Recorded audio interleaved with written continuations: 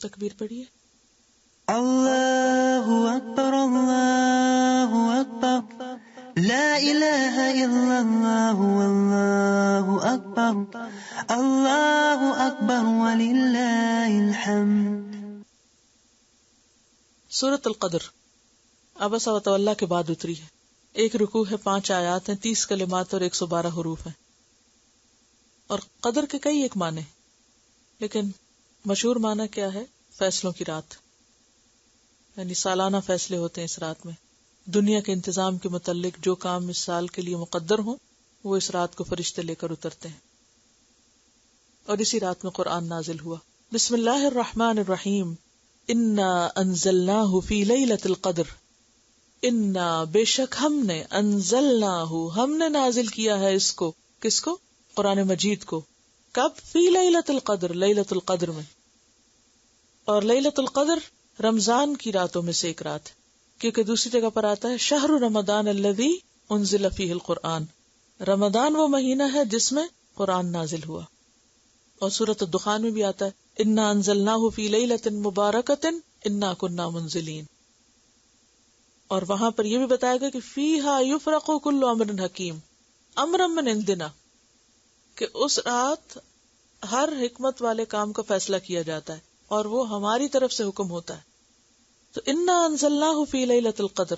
اور عام طور پر اردو میں اس کو کیا بولتے ہیں؟ شب قدر.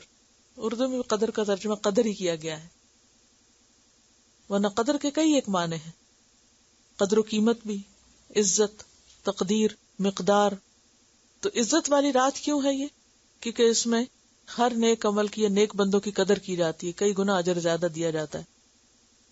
وہ آتا ہے نا من قام لیلۃ القدر ایمانا واحتسابا غفر له ما تقدم من ذنبه. اور قدر یقدر تقدیر کا کیا معنی ہوتا ہے؟ کسی معاملے کی تدبیر کرنا، اور تقدیر کے لیے بھی آتا ہے. ابن عباس کہتے ہیں کہ اس رات میں سال بھر کی آنے والی باتیں عالم بالا میں مقدر اور معین کی جاتی ہیں. کسی کا مرنا، بیمار ہونا، رزق کی فراخی، تنگی. اور پھر یہ بھی ہے کہ اس رات میں کثرت سے فرشتے زمین پر اترتے ہیں، کیونکہ آگے آ رہا ہے وما ادراک ما لیلۃ القدر. اور کس چیز نے واقف کیا تجھ کو کہ لیلۃ القدر کیا ہے، یا کون بتائے تجھ کو کہ لیلۃ القدر کیا ہے. لیلۃ القدر خیر من الف شہر. شب قدر 1000 مہینوں سے بہتر ہے. یعنی وہ ایک رات ایسی ہے کہ جس میں 1000 مہینوں سے بڑا کام ہو گیا، یعنی قرآن کا نزول. اور ویسے بھی اس رات کی عبادت جو ہے وہ انسان کے لیے بخشش کا ذریعہ ہے. جیسے آتا ہے نا من قام لیلۃ القدر ایمانا واحتسابا غفر له ما تقدم من ذنبه. تو جس کو یہ رات نصیب ہوگی وہ بہت خوش قسمت ہے.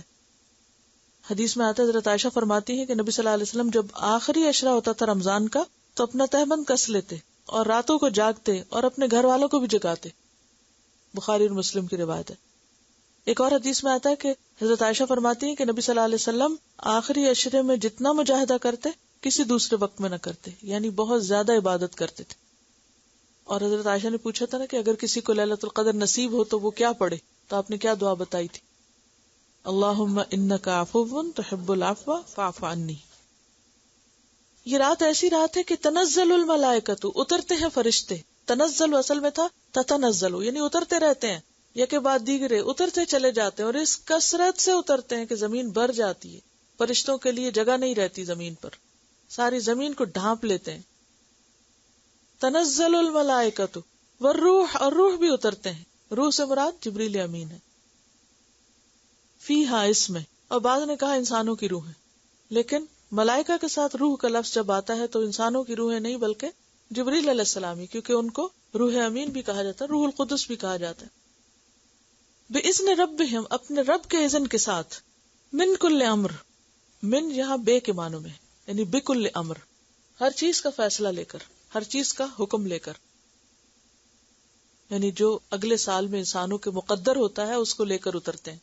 سلام، سلامت ہے، سلامتی ہی سلامتی، یا سلام ہی سلام ہے. ہی وہ کون؟ رات، یعنی رات سراسر سلامتی ہے. حتی مطلع الفجر، حتی کہ فجر طلوع ہو جائے. اور مطلع ظرف ہے، طلوع ہونے کی جگہ یا طلوع ہونے کا وقت. سلام ہی حتی مطلع الفجر.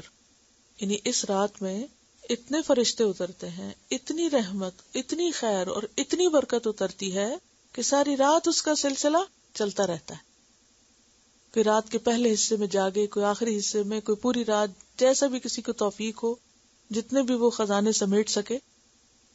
تو بات یہ ہے کہ اس میں سلامتی ہی سلامتی ہے. تلاوت. اس رات کو اتنی فضیلت کیوں دی گئی کہ یہ 1000 مہینوں سے بہتر ہے؟ کس چیز کی وجہ سے؟ قرآن کی وجہ سے. یعنی جس قرآن کی اتنی قدر ہے، اتنی قدر و منزلت ہے، اتنی عزت ہے، اتنا شرف ہے کہ جس رات میں اتارا گیا اس رات کو اتنا مقام مل گیا. یہ بالکل وہی کانسیپٹ ہے نا، جیسے تین اور زیتون اور طور سینین اور بلد الامین کو کس وجہ سے اتنی عزت ملی؟ پیغمبروں اور وحی کی وجہ سے. 3 بڑی کتابیں یہاں اتری، ایک جگہ انجیل، دوسری جگہ تورات، تیسری جگہ قرآن. تو جگہیں بھی کس وجہ سے معزز ہو جاتی ہیں کہ ان میں کام کیا ہوتا ہے. مسجد کیوں افضل ہے آپ زمین سے؟ کہ وہاں عبادت ہوتی. تو کوئی بھی مقام، مکان، چاہے آپ کا گھر ہی ہو، جہاں اللہ کا ذکر ہوگا وہیں پر رحمت اور برکت نازل ہوگی. اور پھر وہ اوقات بھی بہت بابرکت ہو جاتے ہیں جن میں اللہ کا ذکر ہوتا ہے. اسی لیے آپ دیکھیے کہ رات کے اوقات میں تہجد کا وقت خاص طور پر عبادت کا وقت ہے. اور پھر رمضان کو کیوں عزت ملی؟ روزہ تو ہے لیکن شہر رمضان الذی انزل فیہ القرآن، رمضان وہ مہینہ ہے. رمضان کی پہچان کس سے؟ روزے سے نہیں کرائی گئی، یہاں قرآن سے کرائی گئی. شب قدر کو قرآن کی وجہ سے عزت دی گئی، البلد الامین کو اسی وجہ سے عزت دی گئی. تو اگر ہم اس کی قدر کریں گے، اس کو پڑھیں گے، اس کا حق ادا کریں گے، تو یہ ہو نہیں سکتا کہ پھر اللہ کے وعدے پورے نہ ہو. اتنا کچھ جاننے کے باوجود پھر بھی افسوس سے کہنا پڑتا ہے کہ بہت سے لوگ اس نعمت سے غافل ہیں، اس سے محروم ہیں، اس کی قدر نہیں کرتے، اس کی طرف توجہ نہیں دیتے، اس کو اہمیت نہیں دیتے. دنیا کا علم برا نہیں، لیکن اسے دین کو چھوڑ کر حاصل کرنا، دین کا پتہ کچھ نہ ہو اور صرف دنیا کے پیچھے انسان بھاگا چلا جائے تو خسارہ ہے. وہ علم انسان کو اور زیادہ اللہ سے دور کر دیتا ہے. تو بار بار ان صورتوں میں جس چیز کی تکرار آ رہی ہے وہ دراصل کیا ہے کہ اس نعمت الہی کی قدر کی جائے.